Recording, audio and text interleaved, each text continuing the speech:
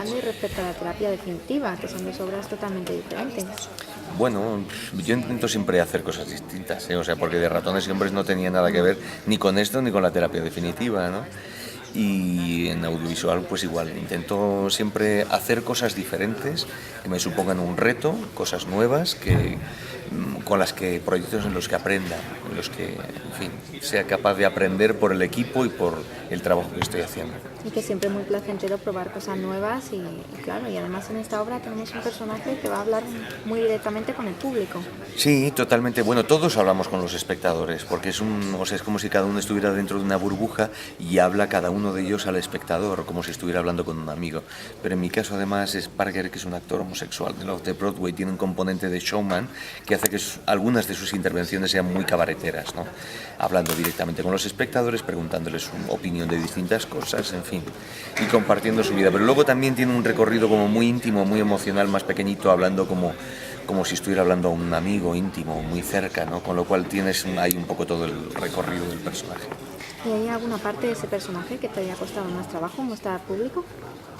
Hombre, hay una parte evidentemente que es la de cantar y bailar, que me ha supuesto pues, un entrenamiento específico. He tenido que ir a clases de claque y a clases de canto, que ya venía un tiempo atrás con las clases de canto ahí a vueltas, pero digamos que esa es la parte que más trabajo me ha llevado. A la hora de preparar ese background del personaje, a la hora de mirarlo a los ojos, ¿cuál consideras que es su mejor defecto y la peor virtud de ese personaje? El mejor defecto, pues el que es absolutamente mordaz. Y has dicho la peor virtud. La peor virtud yo creo que es ser desvergonzado. Ese es un equilibrio perfecto, ¿no? Además de un actor de aquella época, ¿no? Sí, ahí está fluctuando entre esas cosas, ¿no? Entre una visión divertida de la vida que lo hace ser muy desvergonzado, muy abierto, pero luego tiene una visión muy crítica de las cosas, es muy mordaz y, en fin, y no se corta, no tiene pelos en la lengua. Fernando, dices que Maribel, que José María vieron la terapia definitiva y decidieron coger el teléfono y llamarte. A la hora de preparar este personaje, ¿qué tiene este personaje de ti? ¿Qué te gustaría incorporar de él a ti mismo?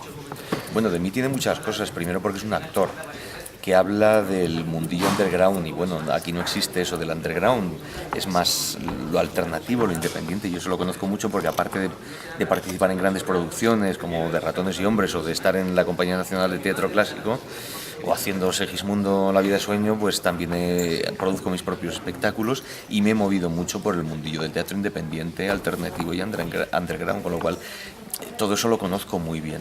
Y aparte todas las inquietudes de los artistas, de los creadores, pues lo que es la vida de Sparger, que es mi personaje, es un poco mi vida, ¿no?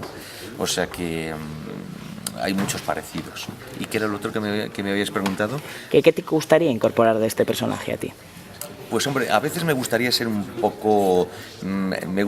tan desvergonzado como es este personaje y tan, en fin, que dice lo primero que le sale y le importa un pito lo que opinen los demás, ¿no? Eso está bien de este personaje. En Los hijos de Kennedy tenemos una época que va a despertar muchos recuerdos para los espectadores. Me gustaría que me dijeras un momento de esa época que a ti te guste especialmente y también una canción de la época. Bueno, mira, de música te puedo decir los Beach Boys. Wow. Que me gusta ese optimismo y esa luminosidad que tienen. Y un momento histórico, pues el discurso de Martin Luther King, ¿no? Que es así un icono. Pero hay muchos, ¿eh? Otro podría ser el Festival de Woodstock. Hace unos días, aunque a pesar que estamos viendo nuevas noticias hipotéticamente, ¿no? que le devuelven un poco al teatro lo que le estaban quitando, Francia se ha anunciado que iba a bajar el IVA a la hora de las entradas de todo lo que tenga que ver con la cultura. ¿Nos falta un poco de afrancesamiento a la hora de apreciar la cultura? No, básicamente nos falta educación.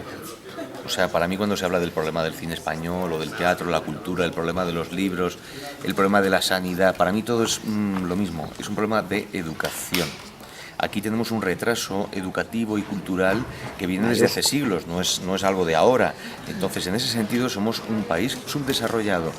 Y mientras no cubramos ese déficit educativo y cultural que tenemos en este país, seguirá habiendo problemas con la cultura, porque lógicamente alguien que no tiene educación prefiere el fútbol al teatro. Eso es algo que es así. Lo ideal es que la gente pudiera ir al fútbol y al teatro, a las dos cosas, pero aquí parece ser que no es así. Entonces, yo pido una revolución educativa y cultural en este país, es lo que nos falta. Y tú que eres tuitero, además, si tuvieras que mandar un tuit para que la gente animase a venir al Teatro Cofidis, a ver Los Hijos de Kennedy, que además está por tiempo limitado, ¿cómo animaríamos a la gente que viniera al teatro?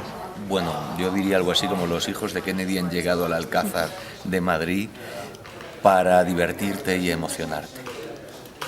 Muchísimas gracias, Fernando. Nada, gracias a vosotros. Pues muchas gracias.